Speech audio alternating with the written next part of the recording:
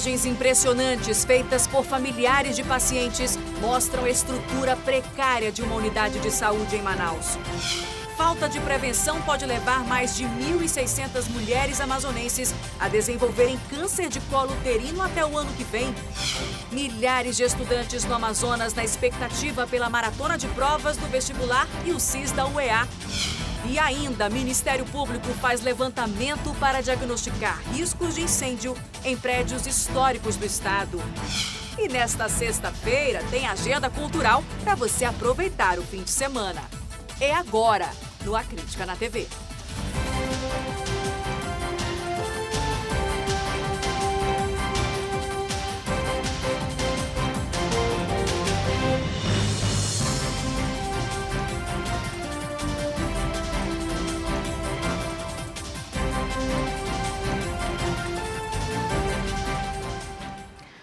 Olá, muito boa noite para você. As imagens são impressionantes. A gente começa esta edição mostrando a estrutura precária do hospital, que deveria ser referência em neurologia no norte do país. Nossa equipe teve acesso a imagens feitas por parentes de pacientes internados que mostram a situação do hospital e pronto-socorro João Lúcio, na Zona Leste. Falta material básico para procedimentos e o ar-condicionado de alguns setores na unidade de saúde. Pacientes lado a lado compartilhando do mesmo sofrimento. Mães, filhos abanando seus parentes internados para tentar diminuir o calor. Até pedaços de papelão são usados na tarefa. Em vão, estas cenas foram gravadas por um familiar de um paciente. Tem ar-condicionado, mas é como se nem tivesse. Segundo parentes de quem está internado, essas cenas foram gravadas por celular dentro do Hospital Pronto-Socorro João Lúcio, entre terça-feira desta semana e hoje. As fotos mostram macas pelos corredores, algumas delas assim, amarradas com luvas de procedimento hospitalar. Parte do forro desta enfermaria desabou. Há infiltrações nas paredes, fiações expostas, portas e móveis enferrujados.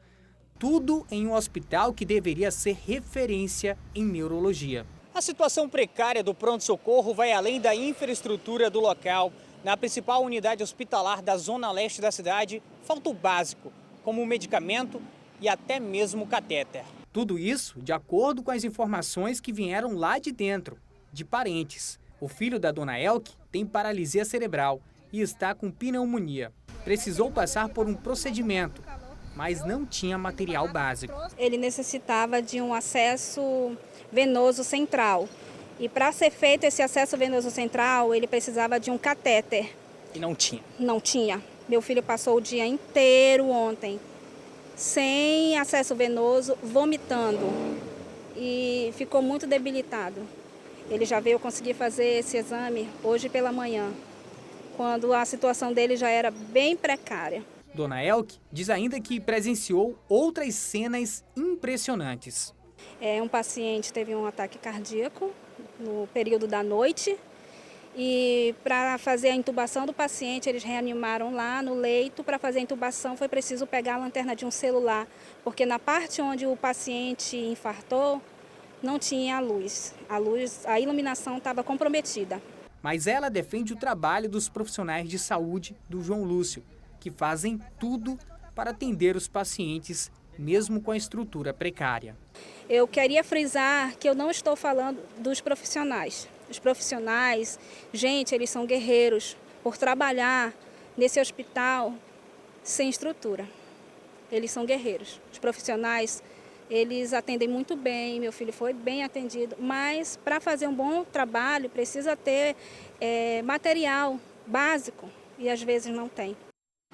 Profissionais que trabalham sem a menor estrutura. Enfim, em nota, a direção do Hospital e Pronto-Socorro João Lúcio Machado informou que as denúncias não procedem. Disse que todos os ambientes da unidade possuem sistema de refrigeração com ar-condicionados funcionando plenamente. Esclarece ainda que a Secretaria de Estado da Saúde está realizando uma reforma geral na unidade gradativamente para assim não interferir no funcionamento. A direção também informou que não há falta de medicamentos ou material que prejudique o funcionamento da unidade de saúde e também os seus pacientes. Quanto às macas no corredor, a direção esclareceu que isto pode ocorrer em momentos de pico de atendimento. E o Ministério Público do Estado já havia notificado o secretário de Saúde, Orestes Melo Filho, para dar explicações sobre outra situação do Hospital João Lúcio. Ao vivo, a repórter Tamires Cler tem as informações sobre isso. Tamires, muito boa noite para você. Então, qual foi o motivo dessa notificação? Oi, Nayandra, boa noite para você, boa noite a todos. Olha, o problema identificado desta vez pelo Ministério Público é insuficiência de médicos neurologistas, tanto no Hospital e Pronto-Socorro João Lúcio, quanto no Hospital no Pronto-Socorro da Criança. E por isso, o diretor da unidade deve comparecer dentro de 2 semanas lá no Ministério Público para prestar esclarecimentos. E essa notificação diz ainda que essa reunião pode terminar ou não na assinatura de um termo de ajustamento de conduta, justamente para fazer com que a direção do hospital se comprometa a rever ou implementar um plano de carreira para os médicos dessa especialidade ou ainda contratar novos profissionais por meio de concurso público.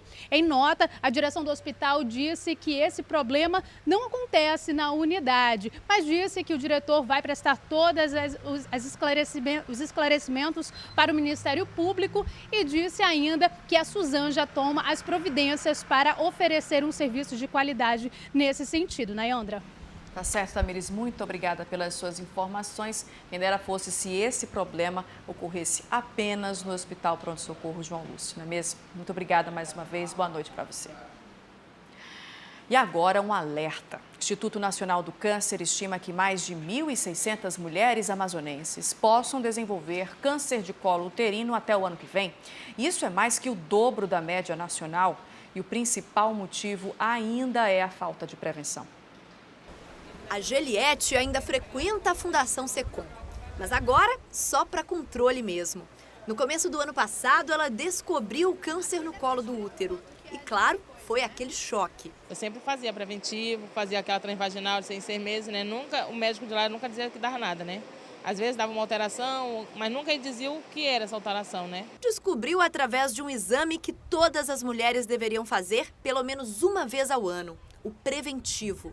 E por se cuidar e estar sempre atenta aos sinais do corpo, a doença foi descoberta logo no início, o que aumenta e muito as chances de sucesso no tratamento.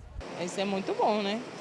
Tanto é que eu fiquei curada em nome de Jesus, né? Graças a Deus deu tudo certo. Uma média de 41 mulheres em cada 100 mil no Amazonas devem desenvolver o câncer de colo uterino neste ano e no próximo, conforme projeção do Instituto Nacional do Câncer.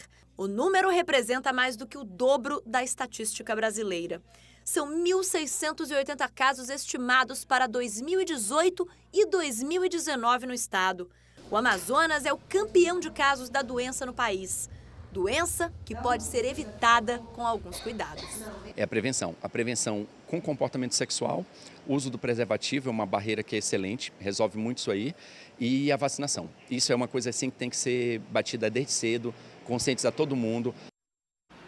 E o operador nacional do sistema elétrico informou hoje que as causas do apagão que atingiu Manaus e municípios da região metropolitana na noite de ontem estão sendo investigadas. Segundo o ONS, houve uma perturbação no Sistema Interligado Nacional que provocou o desligamento de um tronco de transmissão do linhão de Tucuruí. Além do Amazonas, o apagão também atingiu o estado do Amapá e também uma área do Pará. A Manaus Ambiental informou que o serviço de água foi interrompido devido à falta de energia elétrica e que o retorno das operações de tratamento e distribuição deve ser feito ainda hoje. O restabelecimento também de energia elétrica já foi concluído por volta de 1h30 da manhã. Um acordo entre a Manaus Ambiental e moradores do Viver Melhor vai dar fim a uma batalha que já dura quase 3 anos e envolve faturas abusivas e falhas no abastecimento de água. Apesar das discussões acaloradas, as partes entraram em consenso. O Procon Amazonas propôs um acordo onde as famílias do Viver Melhor, no bairro Santa Etelvina, Zona Norte, vão pagar a tarifa social de R$ 32,72 para consumir 15 mil litros de água por mês. A Manaus Ambiental aceitou a proposta. A Associação dos Moradores vai analisar o documento e dar uma resposta nos próximos dias. A gente está fazendo um acordo aqui histórico com o Procon, com a SUAB, com o IPAAN, com a nova gestão da Manaus Ambiental, que eu acho que vai ser muito louvável à comunidade. 10 mil famílias de baixa renda vivem nas etapas 1 e 2 do Viver Melhor. Há anos eles reclamam de tarifas abusivas, com faturas de até R$ 9 mil. Além da tarifa social, o acordo propõe o perdão das dívidas passadas, a retirada do CPF dos consumidores do Serviço de Proteção ao Crédito, a troca dos hidrômetros defeituosos, melhoria na qualidade do serviço e atendimento itinerante às famílias. Caso os moradores concordem com a proposta, o acordo vai valer até maio do ano que vem. Mas isso não quer dizer que os cidadãos, que os moradores do Viver Melhor 1 e 2, que eles estarão abandonados a partir dessa data. Ao contrário, isso é um período de estudo. Será feito um estudo para nós sabermos, para a Manaus Ambiental saber e adequar realmente qual é a necessidade do cidadão do Viver Melhor. Depois do intervalo, milhares de estudantes no Amazonas se preparam para a maratona de provas do vestibular da UEA neste fim de semana. É logo mais, agora são 7h11 e o A Crítica na TV volta já.